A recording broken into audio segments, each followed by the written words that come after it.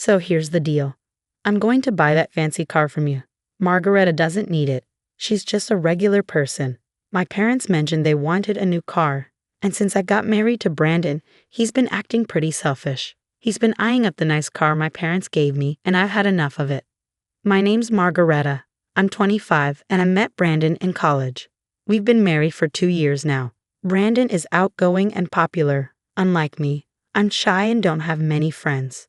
We started talking more during college classes, then we began studying together.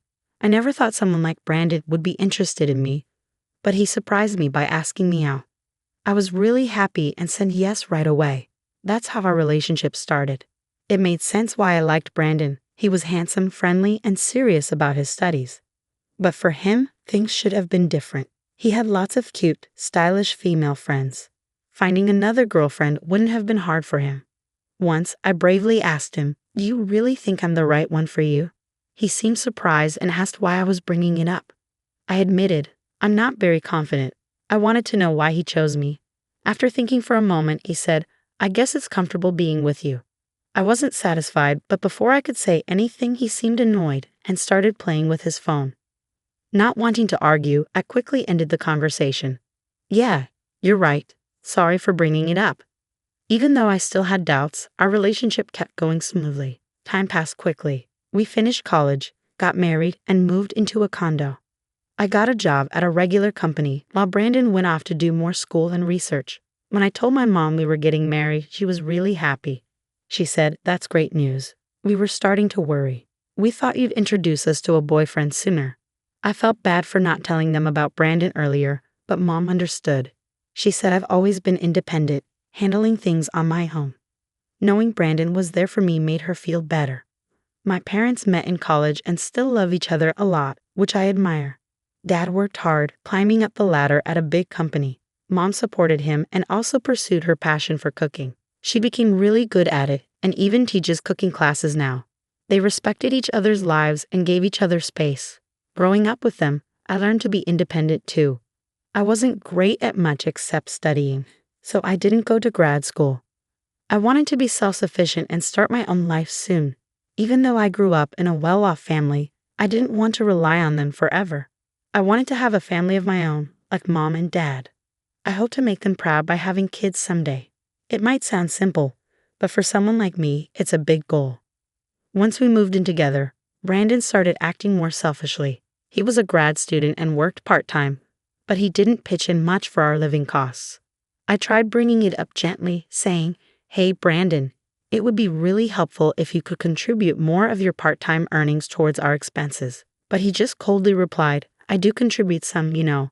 And didn't you say you'd handle the living expenses when we moved in together, Margareta?"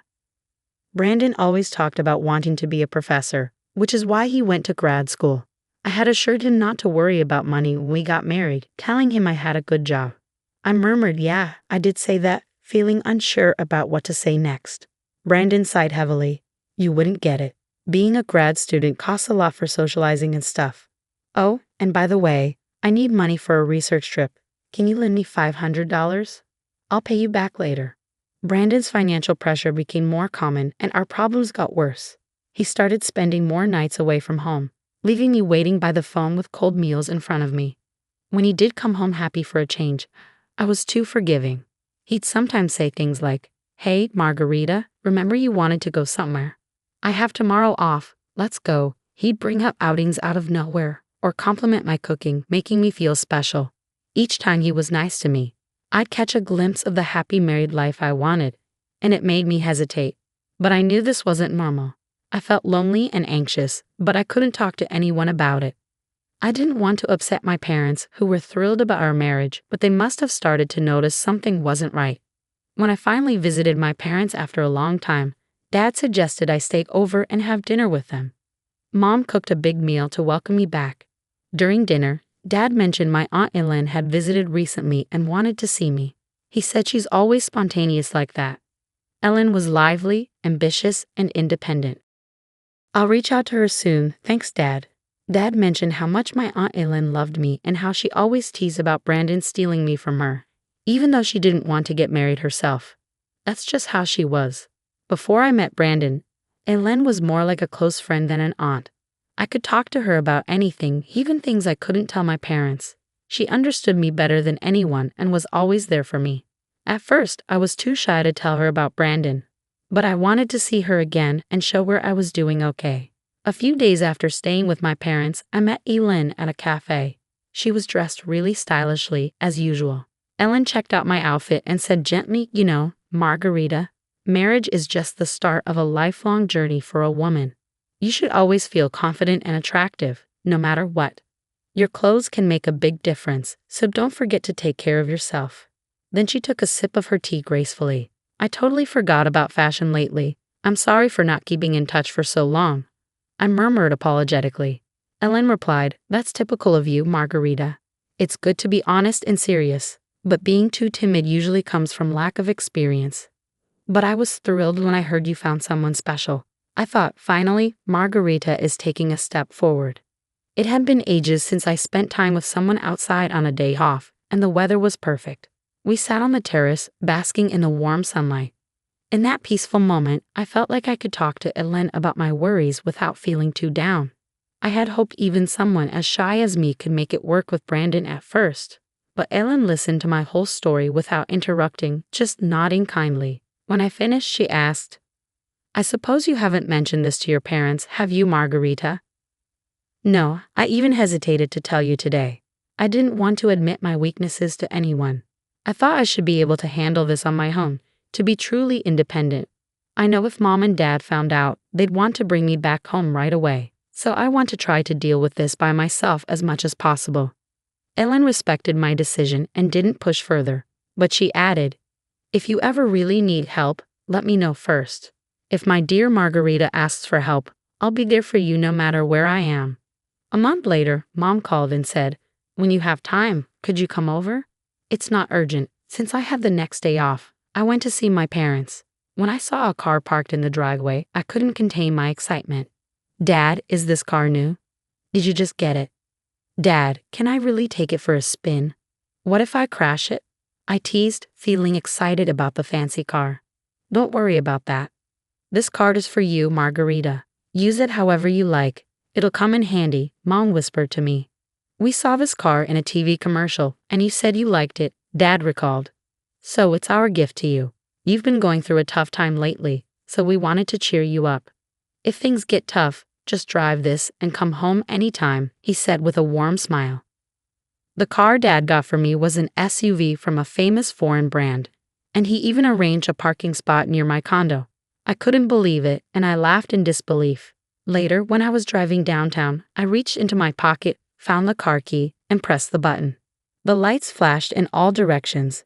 Just then, I heard a familiar voice calling out from behind. What's with the car?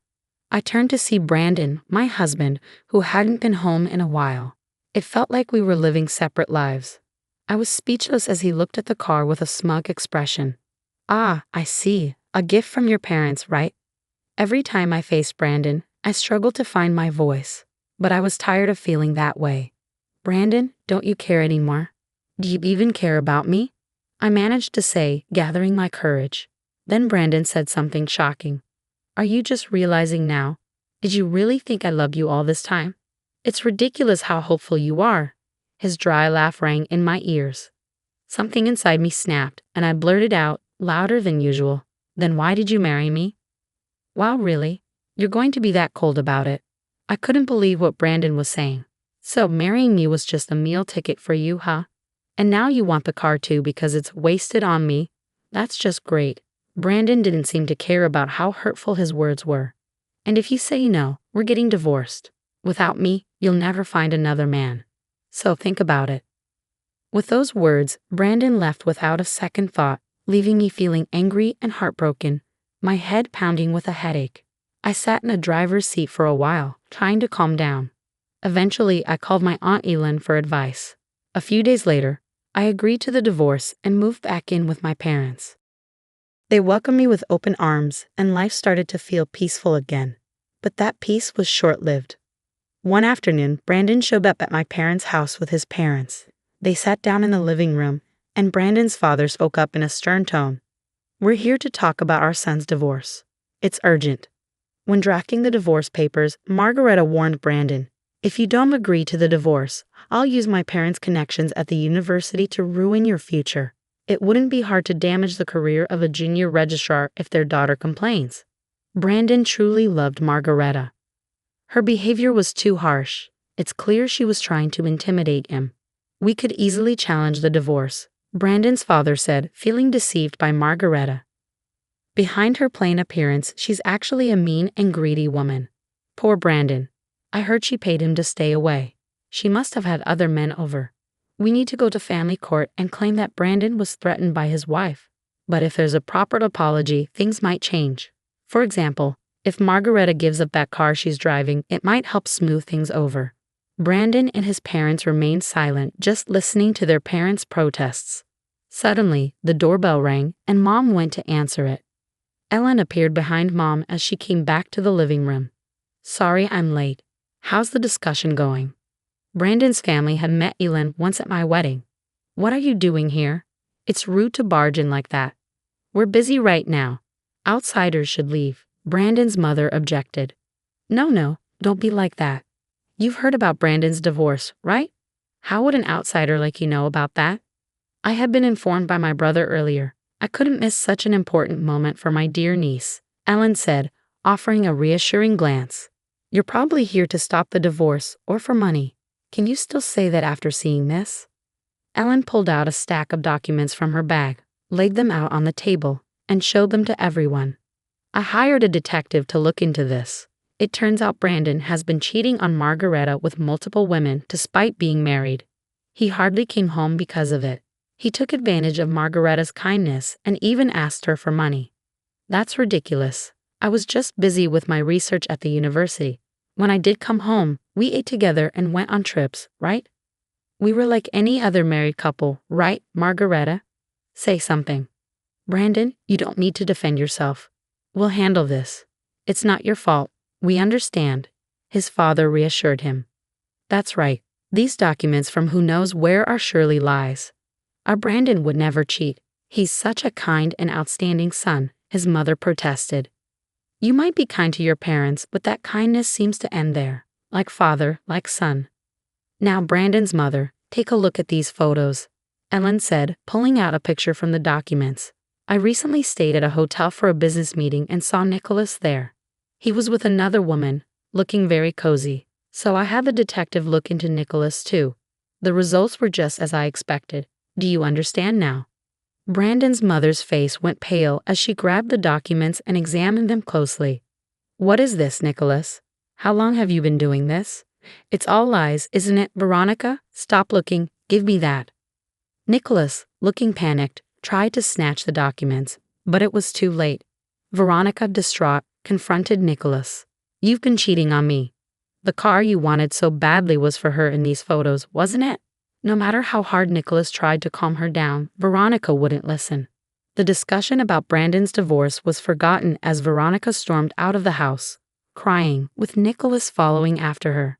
Left behind, Brandon said, "Hey, wait, what about me?" and followed them out in confusion.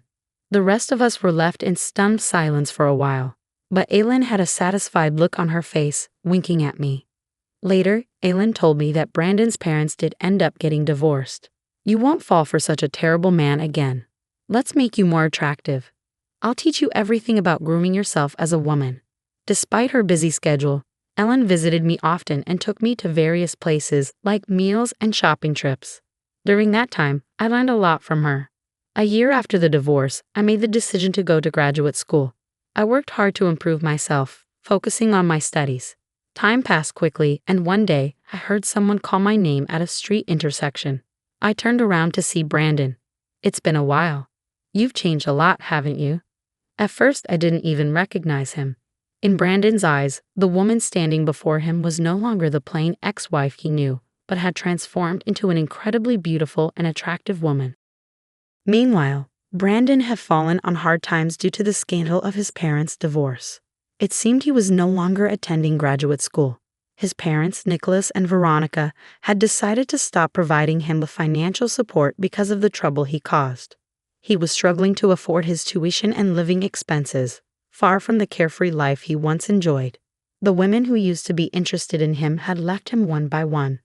The former glory he once had vanished in an instant, and now he found himself face to face with his ex-wife, who seemed to be a completely different person.